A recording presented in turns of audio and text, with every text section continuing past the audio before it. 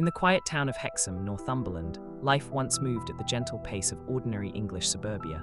Rows of modest houses, children playing on fadding lawns, parents returning from long shifts at the mills and factories. Nothing extraordinary and nothing out of place.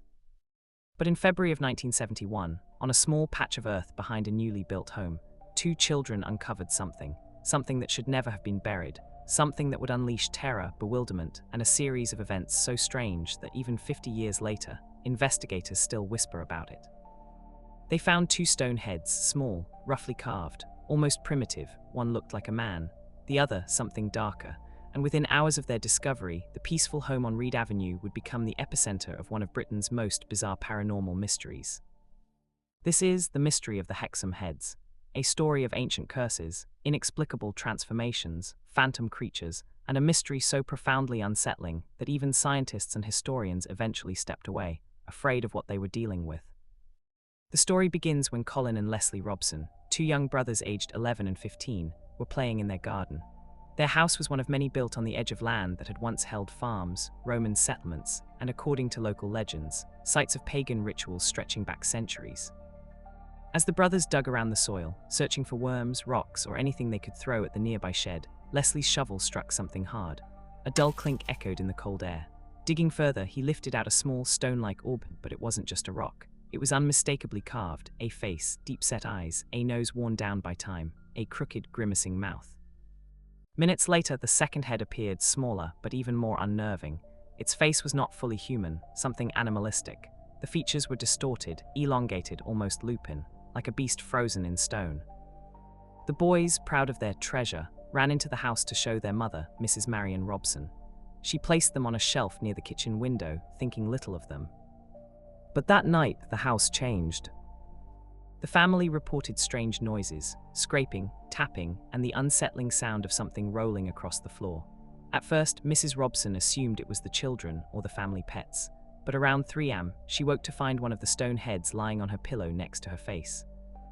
She hadn't moved it, the children hadn't moved it, and the bedroom door was locked. The next night, the second head appeared on the hallway steps, then the living room table, then the kitchen counter. The heads began showing up in different places every night, as if exploring the house, as if choosing where they wanted to be. The family became terrified, not just because the objects moved, but because they moved silently, intelligently, and with purpose. Neighbors soon heard the stories and asked to see the heads for themselves.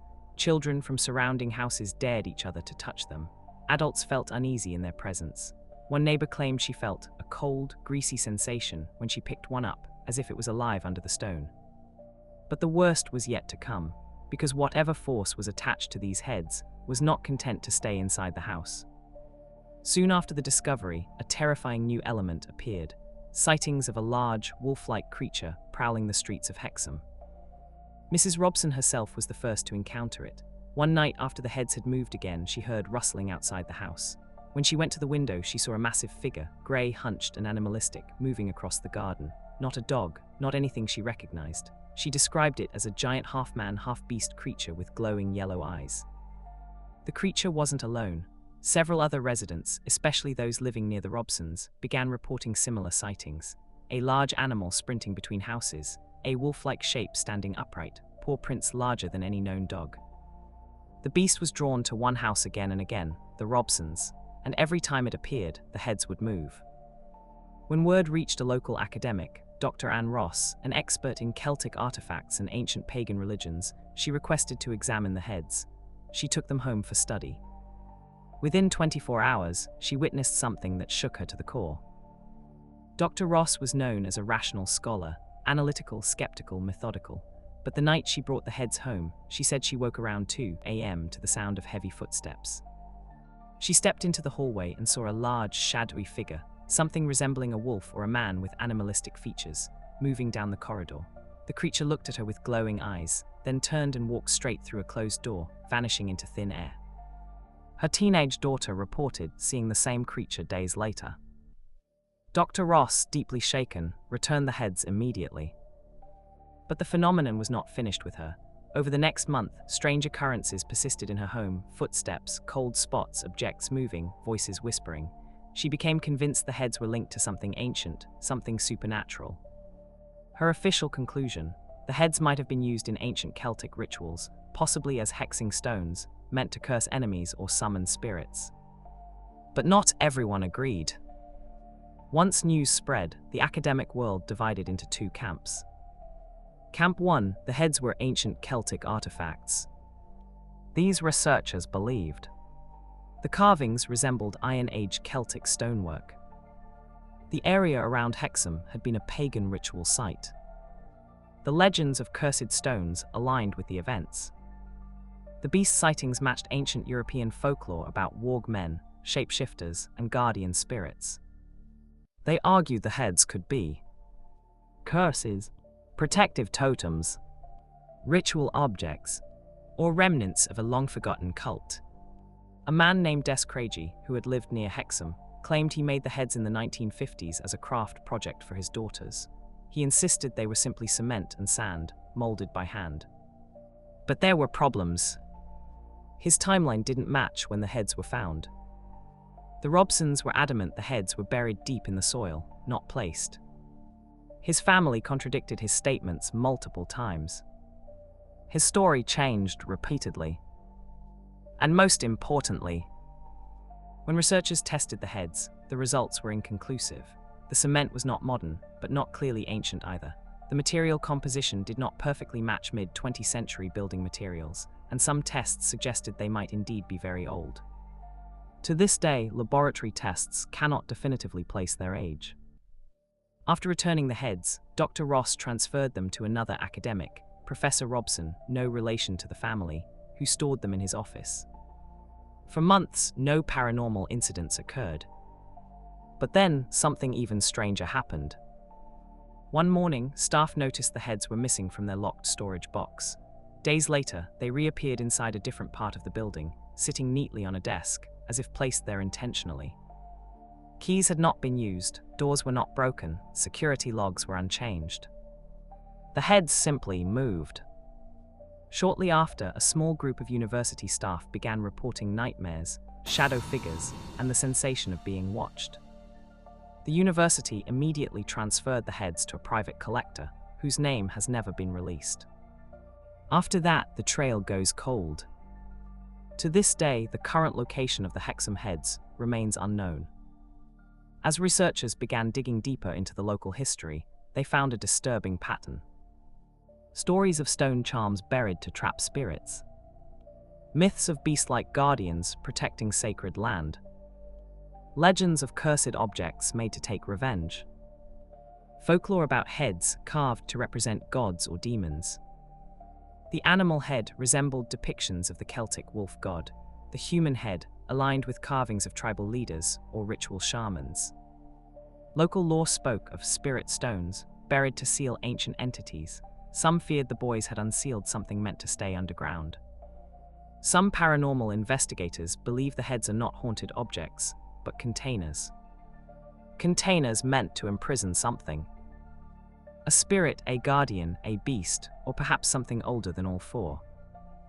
Their theory, that the heads were sealed with intention. That whoever placed them there knew what they were binding. And that removing them broke an ancient seal. This, they say, explains the creature sightings, the movement of the heads, the unexplained footsteps, the nightmares, the sudden stalking of Dr. Ross. Why the heads chose to appear beside humans at night. If this theory is correct, the creature wasn't summoned by the heads. It was released. After disappearing from the final known owner, the heads effectively vanished from history. Some believe they were buried again to contain whatever had escaped. Locked in a private vault. Purchased by a collector unaware of their power. Stolen for occult practices. Or destroyed entirely. But the most unsettling theory comes from a former university staff member who asked to remain anonymous. He claims the heads were moved to a private research facility for parapsychological containment. According to him, the heads began causing disruptions. Electronics malfunctioning, lights flickering, security alarms triggering without reason, objects shifting in locked rooms. The staff eventually insisted the heads be removed. He claims they were last seen wrapped in lead-lined material, commonly used to suppress electromagnetic anomalies, and taken away by 3 men in plain black suits. The destination unknown, the legend lives on. Though the heads have vanished, the sightings have not. In 1991, nearly 2 decades after the discovery, residents of Hexham reported seeing a large wolf-like creature crossing the main road at night. In 2007, hikers near the old Roman ruins claimed they heard growls and saw 2 glowing eyes staring at them from the tree line.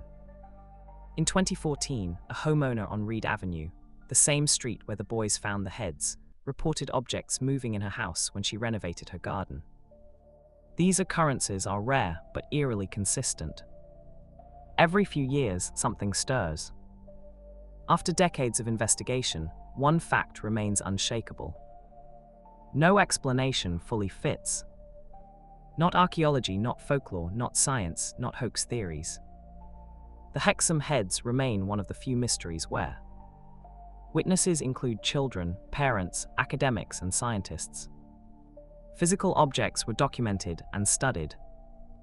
Paranormal events occurred across multiple locations. A creature was seen by unrelated individuals. Historical context matches the phenomena. So what were they?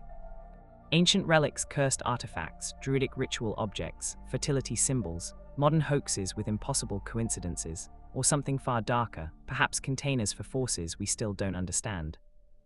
The truth may never be known. Some mysteries fade with time, others evolve, shifting shape, slipping in and out of the world like shadows that refuse to die. The Hexham Heads are one of those mysteries, an enigma carved in stone, carried across centuries, infecting every life they touched with fear, fascination, and unanswered questions.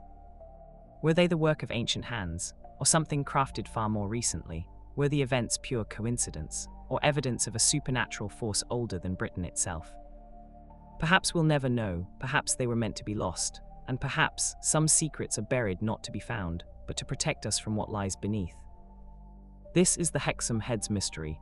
Thank you for watching, and if you want more stories just like this, subscribe, hit the bell, and join me on the next journey. Until then, keep your eyes open. Some mysteries never sleep.